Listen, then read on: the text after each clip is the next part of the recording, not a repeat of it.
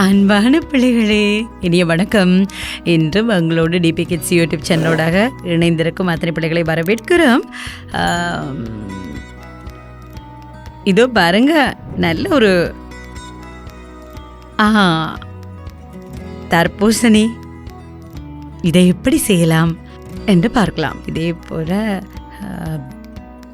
வீடியோக்களில் நிறைய நாங்கள் இந்த பழங்கள் எப்படி செய்யலாம், சுவையான பழங்கள் எப்படி செய்யலாம் என்று நாங்கள் உங்களுக்கு செய்து காட்ட போகிறோம்.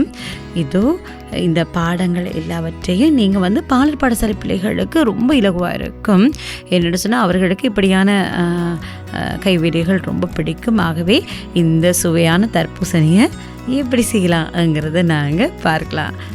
சுவை மட்டுமல்ல, அழகும் கூட. ரொம்ப அழகான இந்த தர்பூசணியை எப்படி செய்யலாம் என்று பார்ப்போம். இதற்கு எங்களுக்கு 2 கடதாசிகள் தேவை. ஒன்று சிவப்பு நிறம், அது போல் பச்சை நிறத்திலான கடதாசிகள் 2 தேவை.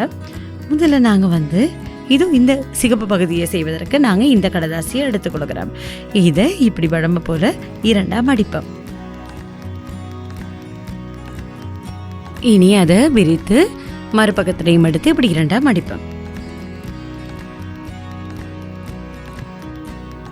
அதன் பிறகு அதை விரித்து ஒரு பகுதியை எடுத்து இப்படி நடுவில் வர மாதிரி, நடுக்கோட்டுக்கு வர மாதிரி இப்படி மடிப்போம். இனி இந்த சைடு பக்கம் இருக்கு தானே, இதை எடுத்து இந்த அளவுக்கு வராமல் கொஞ்சம் குறைவாக இப்படி இந்த இடத்துல இருக்கக்கூடிய மாதிரி நாங்கள் மடித்து எடுப்போம்.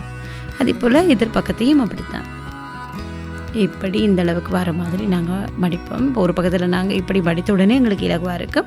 இந்த ஒரு பக்கத்தில் கையால் இப்படி பிடிச்சிட்டு மற்ற பக்கத்தையும் சின்ன பிள்ளைகள் மடிக்கும் போது கொஞ்சம் கவனமாக நீங்கள் மடிங்க. ரொம்ப சின்ன பிள்ளைகள் மடிக்கும் போது உங்களுக்கு இந்த அளவு பிழைக்கலாம். இப்போ பாருங்கள், இந்த பகுதியில் இந்த கோடு இருக்குது தானே, இந்த கோடு இப்படி வர மாதிரி கொஞ்சம் மடித்துக்கொள்வோம். அதே போல் அதே அளவுக்கு எதிர்பக்கத்தையும் இப்படி நாங்கள் மேல் நோக்கி மடிப்போம். இனி இந்த கடதாசியை இப்படி 2ஆக நாங்கள் மடித்தெடுப்போம். சரியா?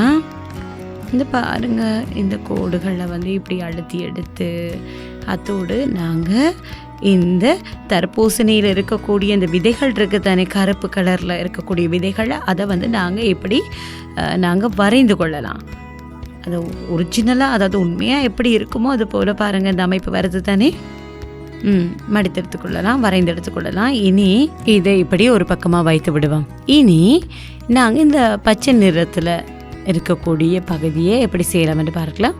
அதுக்கும் நாங்கள் இதே போல் 2ஆக முக்கோண அமைப்பு வர மாதிரி மடித்தெடுத்துக்கொள்வோம்.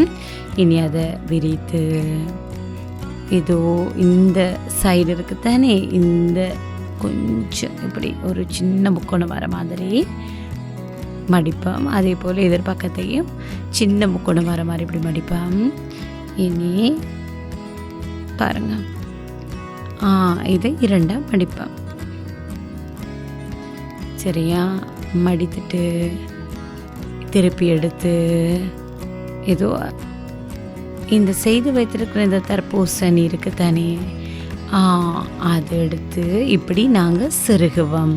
அதற்கு நாங்கள் கொஞ்சம் கம்மை பூசி ஒட்டிக்கொள்ளலாம். சரியா? அப்போ சரியாக ஒட்டப்பட்டு இருக்கும், கலராமல் ஒட்டப்பட்டு இருக்கும். அதே போல் அதாவது பின்பக்கமாக இருக்கிற அந்த சிவப்பு நிறம் வெளியில் தெரியாத மாதிரி நாங்கள் மடித்தெடுத்துக்கொள்ளலாம். இனி இந்த பக்கம் இருக்குது தானே பாருங்கள், இந்த கோடு முடிகிற இடம் இருக்குது தானே, அந்த கோடை இந்த அளவுக்கு வர மாதிரி நாங்கள் மடிக்கணும். அதற்கு இப்படி செய்யணும். இனி அதை திருப்பி உட்பக்கமாக, அதாவது நாங்கள் மடித்திருக்க இந்த நேர்கோட்டுக்கு வர மாதிரி நாங்கள் உட்பக்கமாக மடிக்க வேண்டும். பாருங்கள், அதே அளவில் இந்த பக்கம் இருக்குது தானே, அதை இந்த கோட்டுக்கு வர மாதிரி இப்படி மடிக்க வேண்டும்.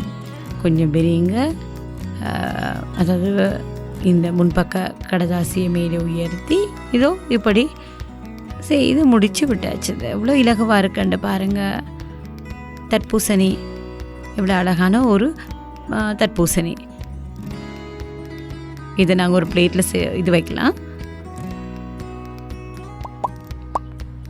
ரொம்ப இலகுவானது தானே. இது போல் நீங்கள் செய்து வைத்து பார்க்கலாம்.